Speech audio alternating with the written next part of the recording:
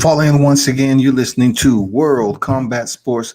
What's good, everyone? And appreciate the supporters as always. Salute to everyone that's in the building. You know what it is. It's another one. I have a host of topics to talk about today. Outside of my thumbnail and everything, I'm definitely touching on some other topics. You know what I'm saying? I want to talk about Ryan Garcia and his antics. His antics. I want to talk about Ryan Garcia and his antics. The moves of that particular division. I also want to talk about what we potentially may see with Deontay Wilder coming back to the sport of boxing. I wouldn't say coming back, returning to the sport of boxing, and potentially who his opponent may be. And then the debacle that's going on with the heavyweight division. We still have Tyson Fury and Anthony Joshua playing footsie with one another. You know what I'm saying? It's been said that they was going to step in the ring. They had agreed on a 2-fight deal. And then now, Tyson Fury is trying to insinuate that Team Joshua isn't trying to take the fight. And Joshua saying he's not going to fight Tyson Fury unless it's a belt involved.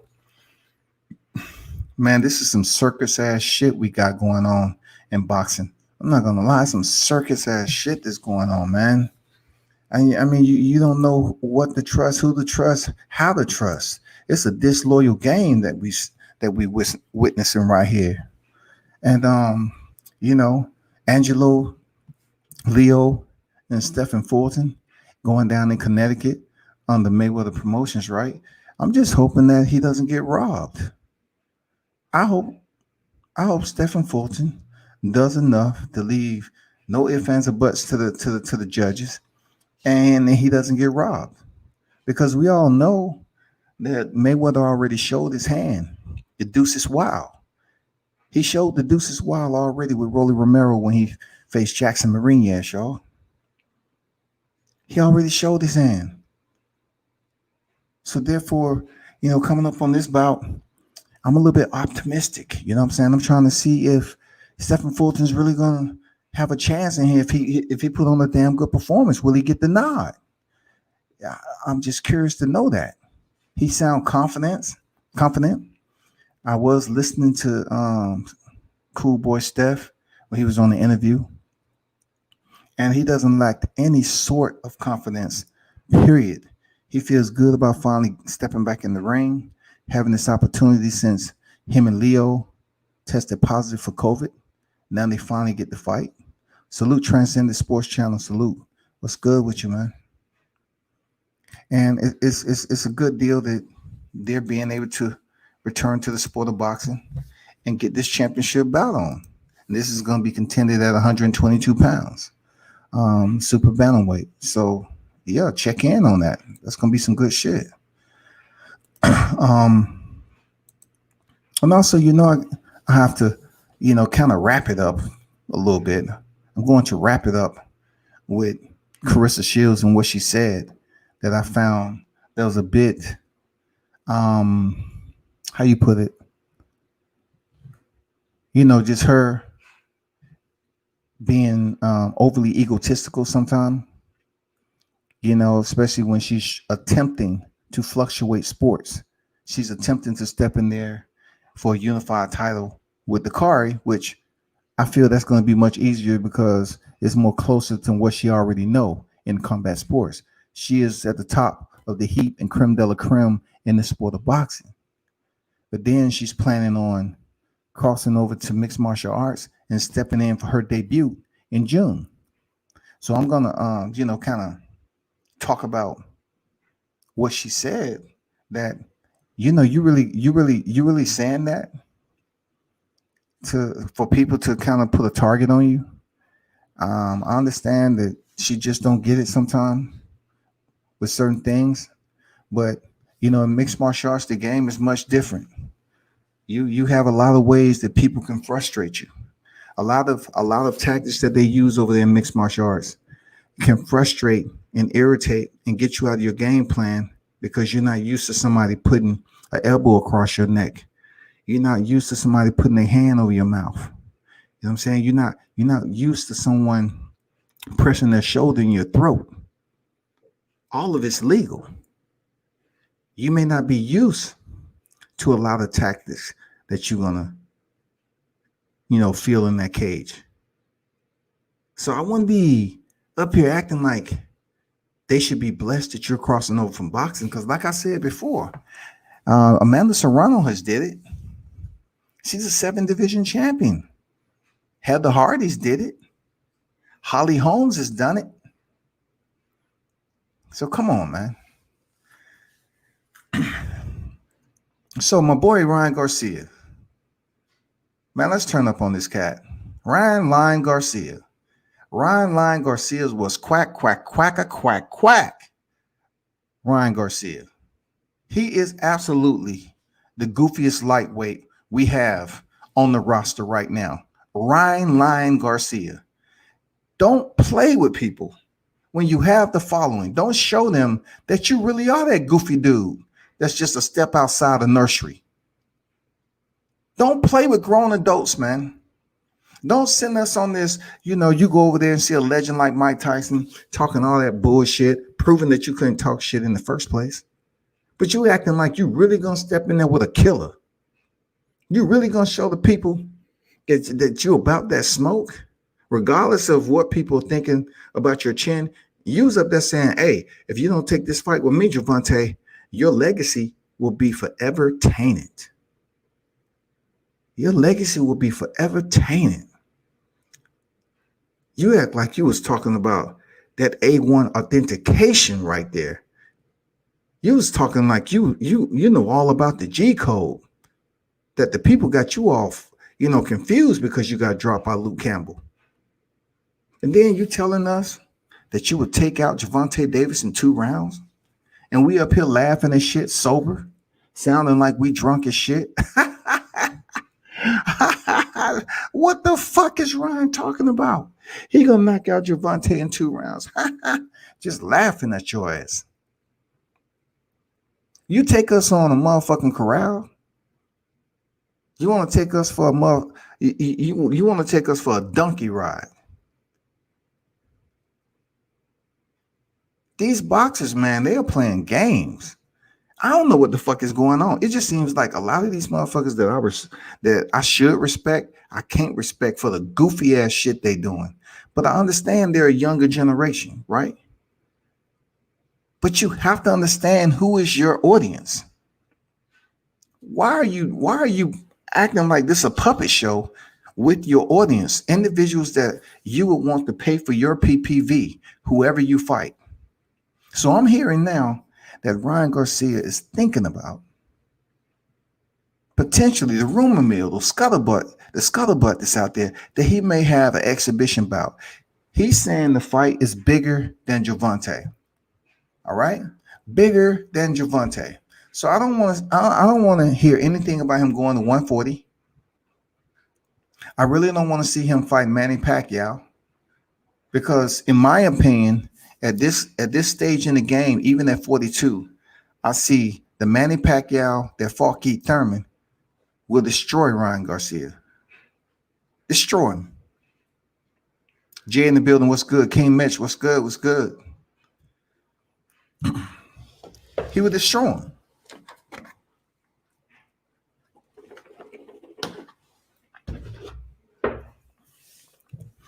But he took us on this ride, having us believing, getting our hopes up high. That Ryan Garcia, who they elevated the top 2 in some ranking systems in the lightweight, they elevated this clown to the Fab 5. They elevated him to really the top 2.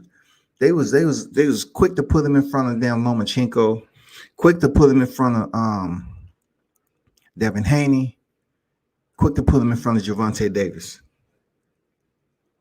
We had people up here saying that Ryan Garcia deserves a fight with Teofimo Lopez after he struggled with Luke Campbell, who Lomachenko was able to defeat, and he never touched the canvas.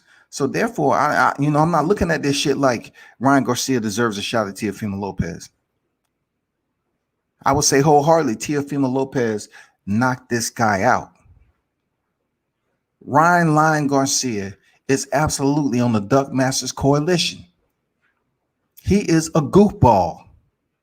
You can tell he was a goofball when he went up to the post press conference, and he said, "Wow, I got knocked out." I was like saying to myself, "Wow, that's the way it feels getting knocked out." Motherfucking sounding all goofy and shit. Taking this boxing game as a joke. You call yourself the Flash, but how can you not understand the videos that you're putting out to begin with? They're flat-footed videos, and you're really not dodging punches or moving around like you should to work on your defense. You pretty much understand on the direction the bag is coming back because of your punch. That's it. The bag is only going to go straight forward back. That's common sense when it comes to a boxer like you. You've been in the game long enough. You got amateur pedigree, Ryan. You do. But you're making yourself look like prime duck goofy. You are the goofiest in the lightweight division. Hands down, point blank, period. I'm going to tell you, I did not appreciate you going on the damn hot box with Mike Tyson, playing us for a fool, trying to act like you sending out ultimatums to Gervonta Davis. You trying to act like you really about that smoke, and then you bail out the motherfucker playing everybody. Now I have to understand if Mike has something to do with this. Are you really going to fight an exhibition bout? And if it is, I hope it's not you going on Triller or this early in your career and fighting a Jake Paul. I really hope you don't do that. To be honest with you, you might end up like Nate Robinson.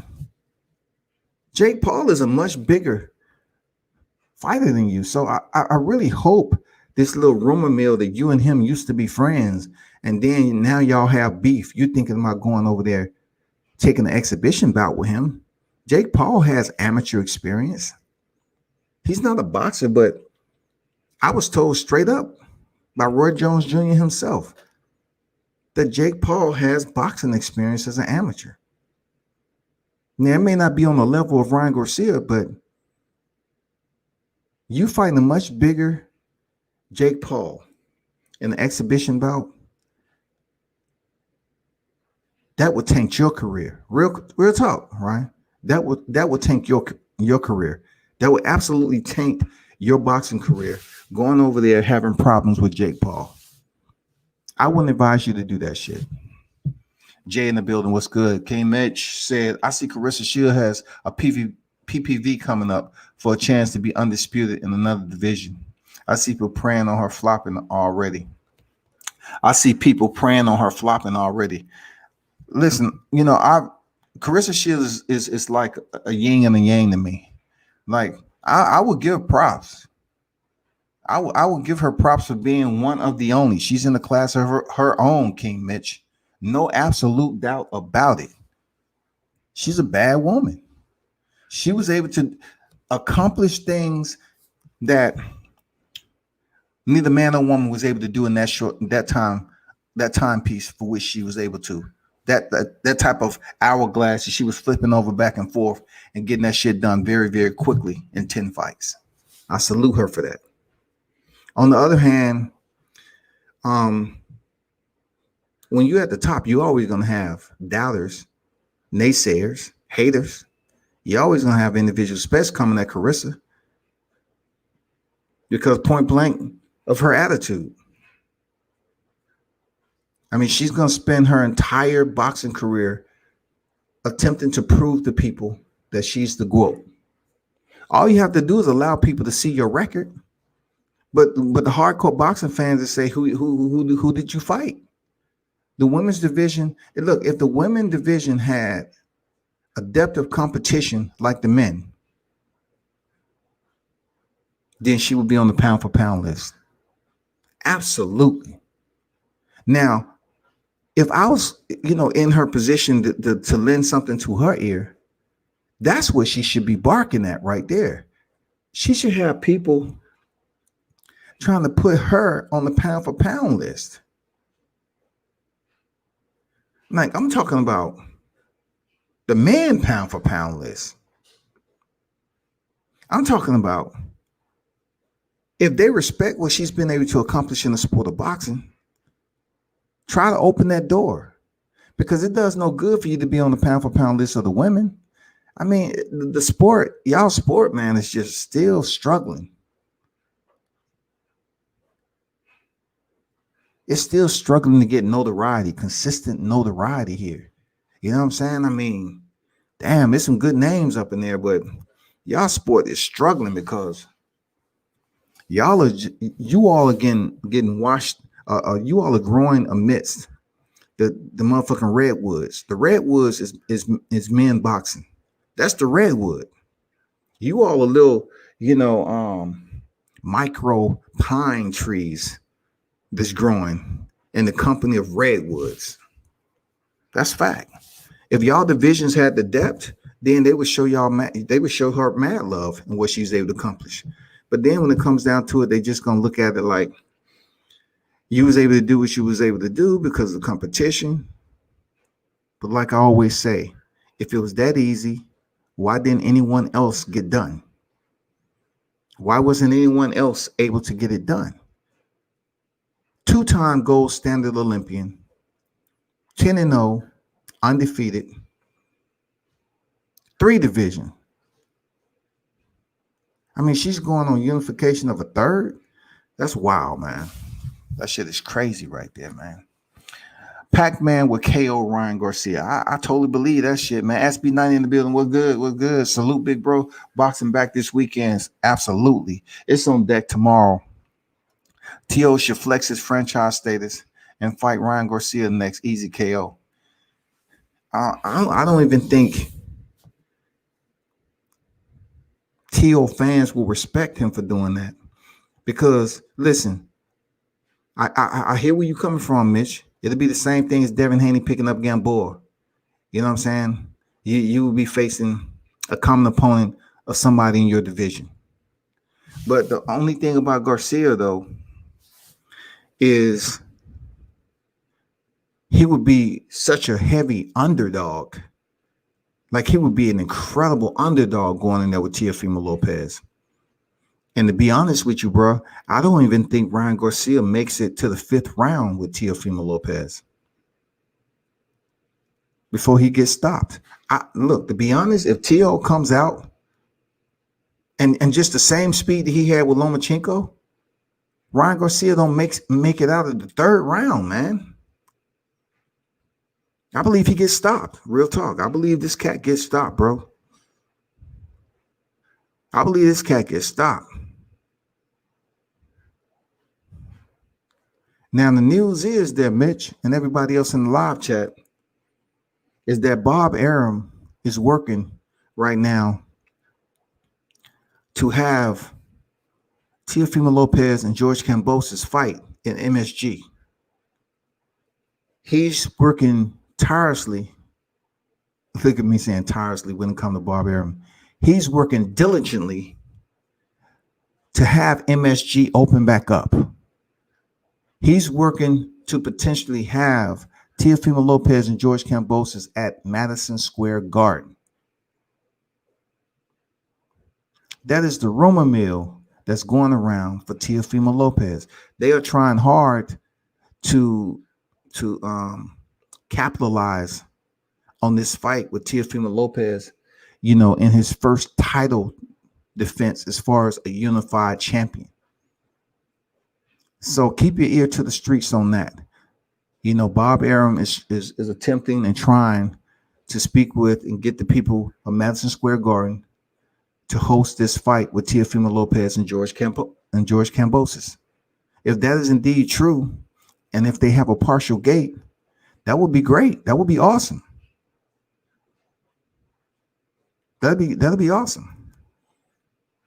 But the only thing about what you just said, Mitch, exercising that, is that George Kambosos is his IBF mandatory. The IBF will strip you of your title if you don't face them. Absolutely, hands down, point blank, dot. They will strip you. We've seen it twice at the 160-pound division with Canelo Alvarez and Gennady Golovkin. We've seen that shit go down. And we've seen Sergey Deryanchenko lose twice.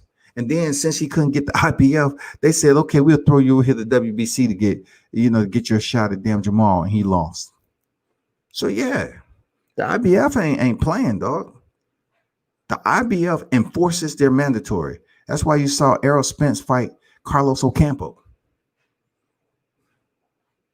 I know you're asking yourself, like, who the fuck? They done fabricated the beef for views. They did, Jay. You know what I'm saying? You know, why you Jay? What happened to the Ocho, man? What happened to the J Ocho? What happened, man?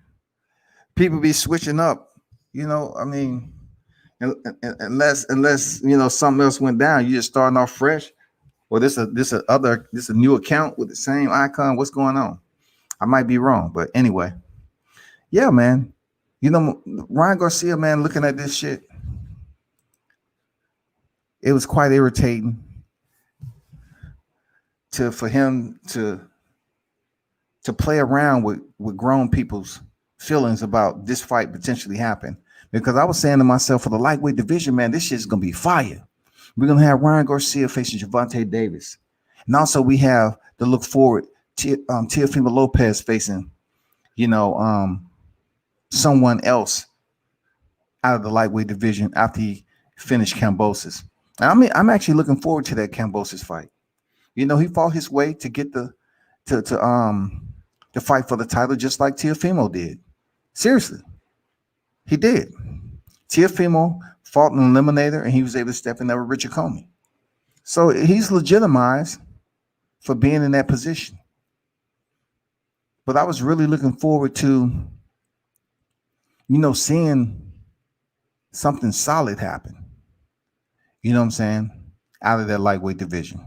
But anyway, that's just one of what's going on. We have some other names is there.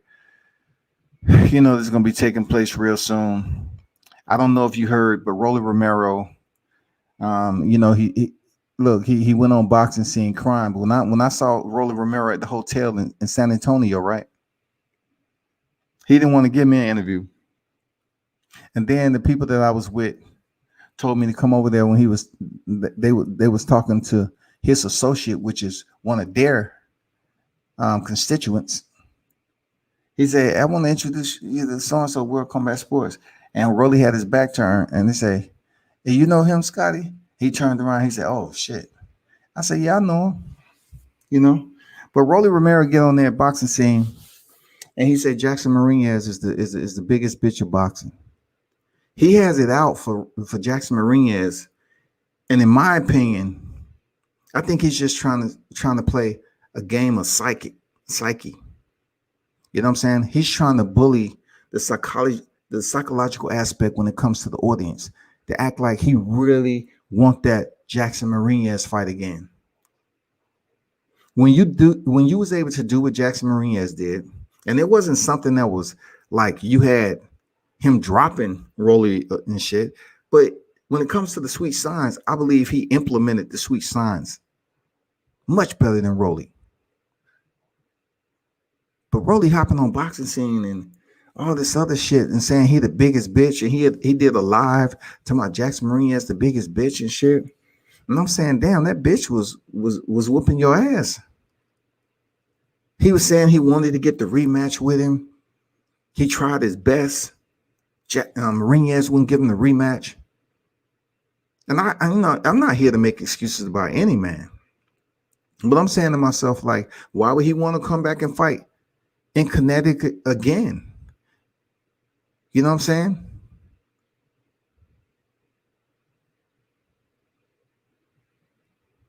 Why would he want to put himself through that torture and stress and disappointment as he went through the first time? Why would he want to do that? That's not even smart. So him facing Richard Comey, why not? Why not face Richard Comey? Why not face a former world champion. Why not, man? That's um a worthy opposition right there, Richard Comey. Richard Comey still has Wall Street in the game. Face him. So you don't have to go through all the bullshit with Rolly Romero and shit, because I can't understand why he's up here. And then he had controversy with James Pato being about a nickel. James Pato. This dude was a nickel. David Benavidez was 3. David Benavidez was 3, dog. This dude was a nickel over. So now he's facing Avery Sparrow. And look, I'm not understanding what's going on with Rolly, but Rolly was trying to petition. I wanna just stick with James Pato, please. Just stick with James Pato. Just I don't care if he's 5 pounds over. Rolly was basically telling us that he would rather stick to the opponent that he trained for. Rolly may not be comfortable with switching to a last minute opponent. He may not be comfortable, y'all. That's real talk. Rolly may not be comfortable. They don't fabric.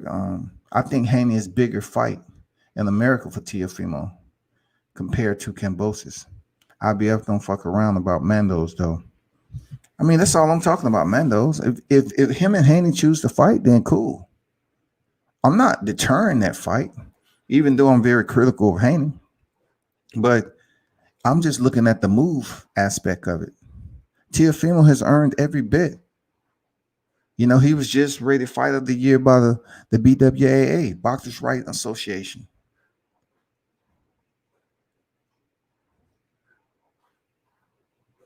I mean, he has the right.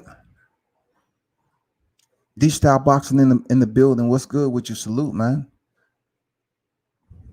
He has every right to make the decision how he see fit. I can tell you, if I had a fighter, if I was in training and I had a fighter, if I had any type of managerial a position in boxing with these fighters,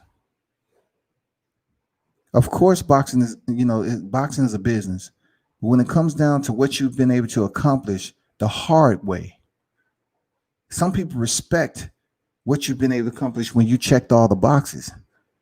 Then I'm saying to myself, it's totally up to Tio on what he chooses to do. And what I would say for Ryan Garcia, if by chance Ryan Garcia is able to pull off a fight with Teofimo Lopez, it will be a lot of people upset. It will be. But they're not going to be able to do anything about it. They're just going to sit up here and whine and complain because they feel that Devin Haney is a tougher fight and he has the belt. But Ryan Garcia, I'm curious to see if he's truly going to have an exhibition bout coming up next.